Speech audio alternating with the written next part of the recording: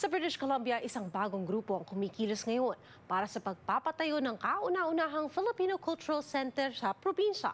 At mismong si Vancouver Mayor Ken Sim ang nag-endorso sa kanila. Narito ang report. Kamakailan naghain ng notice of motion si Vancouver Mayor Ken Sim sa pagpapatayo ng isang Filipino Cultural Center sa Main Street sa syudad. I'm calling notice of motion for the Standing Committee meeting on Wednesday, October the 8th, 2025 for two motions. First is titled Zero Means Zero, Advancing a 0% Property Tax Increase for 2026.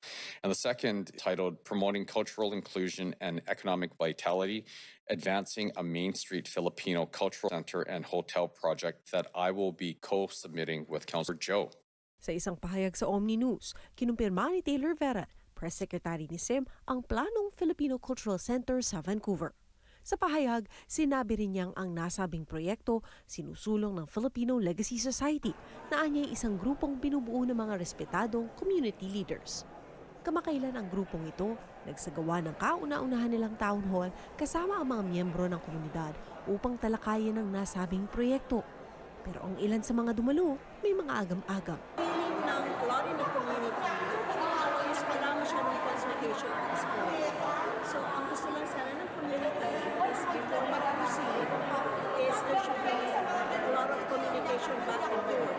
So yung pagkasabi nila that they are going to start immediately, parang feeling at least for me and a lot in the community, siya lang bigla. So we would love to support magkaroon tayo ng community center.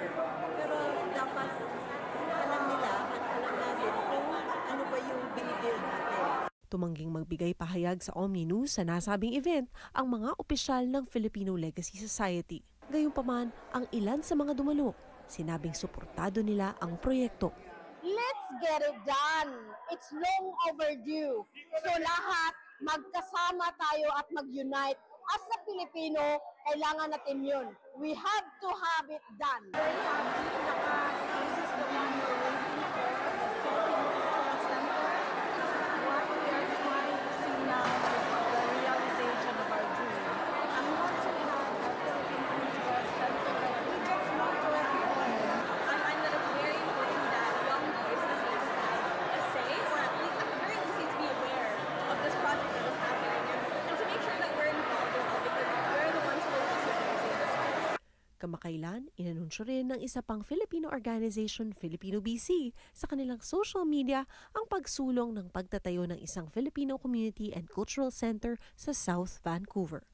Ang anunsyo matapos daw ang 2 taong public engagement at ng What We Heard report nitong Pebrero, resulta ng survey sa higit 2,000 Pilipino sa BC.